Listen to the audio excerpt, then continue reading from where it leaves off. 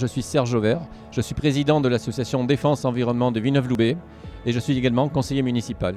Alors, on s'est rendu compte sur la commune qu'on avait une augmentation du trafic routier et qui générait énormément de problèmes respiratoires. Donc la population nous a contactés souhaitant avoir des informations. Nous avons contacté donc Atmosud et on a travaillé ensemble pour essayer de voir comment on pouvait mesurer. Et on est arrivé à un projet très innovant qui est le premier en France à l'heure actuelle. On va mettre des microcapteurs en bordure de route et on va faire des mesures en instantané pratiquement. Et ces informations vont être amenées sur un panneau d'information qui est à 100 mètres à côté des capteurs.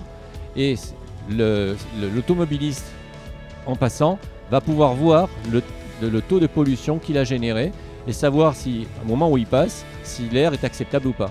C'est un projet avant tout pédagogique, car le but, c'est pas de sanctionner, mais c'est d'essayer de faire pousser l'automobiliste à changer ses habitudes.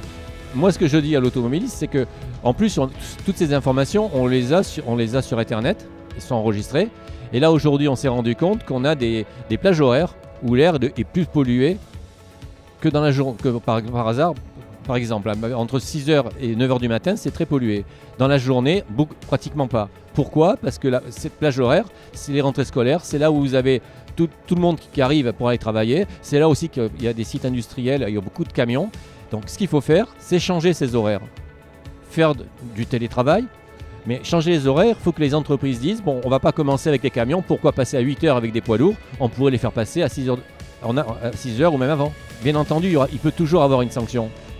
Parce que maintenant, on est en train de mettre en place ces fameuses vignettes critères. Et peut-être, si on arrive et qu'on a vraiment des pollutions qui sont très fortes, à ce moment-là, il faudra dire, pourront circuler que telle ou telle vignette. Moi, je ne souhaite pas qu'on en arrive là. Je souhaite que d'abord, les gens comprennent les transports en commun. C'est le but d'abord, éduquer, pédagogique, changer vos habitudes. C'est très important.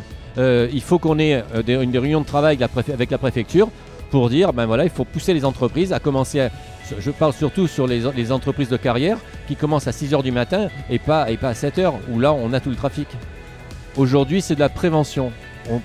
Ces informations qui vont être affichées, c'est une information qui va être donnée à la population, aux automobilistes qui passent. Il y a plus de 100 000 personnes qui utilisent cette voie tous les jours. Cette information, ça va être pour leur faire comprendre, changez vos habitudes. Il y a des solutions, ne continuez pas dans ce sens, parce qu'aujourd'hui, on n'est pas encore en situation catastrophique, mais si vous continuez, demain, on y sera.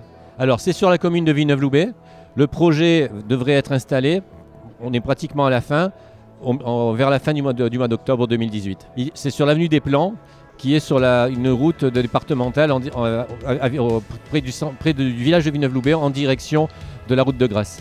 Et vous avez adev06.org, où là on a toutes les informations, et aussi le site d'Airpaca ou d'Atmosud.